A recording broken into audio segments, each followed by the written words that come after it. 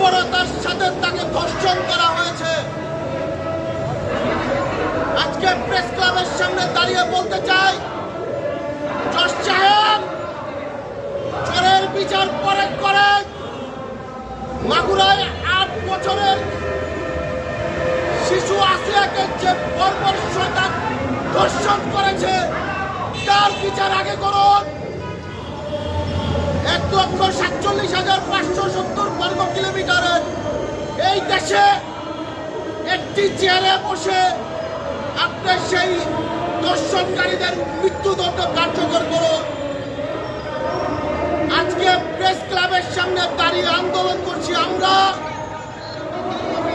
জজ সাহেব মৃত্যুদণ্ডের রায় দিবেন আপনি। ডাক্তার আসিয়ার কানে কানে বলবে, কোন আসিয়া তোমার ধর্ষণকারীর মৃত্যুদণ্ড হয়েছে। আজকে শুধু একটি কথা বলতে চাই, আসিয়াকে যেভাবে ধর্ষণ করা হয়েছে এটার জন্য কোনো তদন্তের দরকার নাই, এটার জন্য বিচার বিলম্ব করার কোনো দরকার নাই।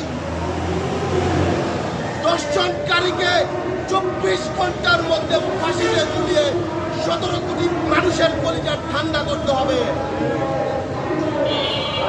আজকে একটি কথা বলতে চাই, বোন আসিয়ার কাছে তো আমরা কেউ মাপ চাইতে পারবো না, কারণ সেই যোগ্যতা আমাদের নেই।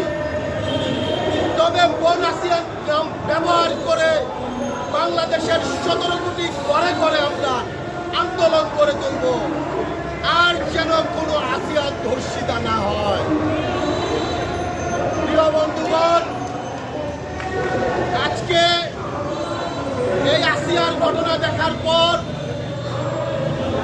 কাবা শরীফের গিলাফ ধরে ধরে মানুষ আল্লাহর কাছে ফরিয়াদ করছে যে আল্লাহ, এই ধর্ষণকারীর বিচার আপনি তাড়াতাড়ি বাংলার মাটিতে করুন। পুলিশ ভাই, আপনাদের বলতে চাই, চার্জশিটের নামে, তদন্তের নামে এই বিচার আপনারা বিলম্ব করিবেন না।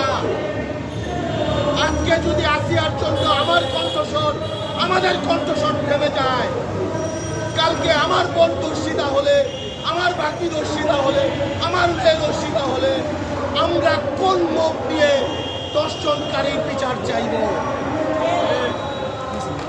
আদালতের কাছে শুধু একটি কথা বলতে চাই, বিচারের যেই দীর্ঘ প্রসেস আমরা জানি, আসিয়ার ব্যাপারে, আসিয়ার বিষয়ে এই দীর্ঘ প্রসেসটা আমাদের যেন দেখতে না হয়, এই বলে আমি আমার বক্তব্য শেষ করছি। বিচারে বাংলার মাটিতে হবে হবে এবং হবে ইনশাল্লাহ।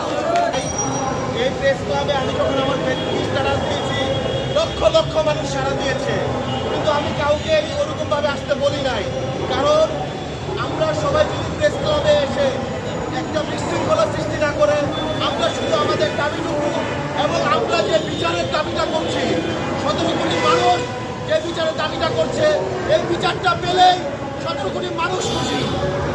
আসিয়ার ব্যাপারে আমি তো একটি কথা বললাম, ডাক্তারি কল্যাণে আমরা জেনেছি আসিয়ার জৈনাঙ্গটাকে ব্রেক দিয়ে প্রথমে কাটা হয়েছে, তারপরে তাকে ধর্ষণ করা হয়েছে।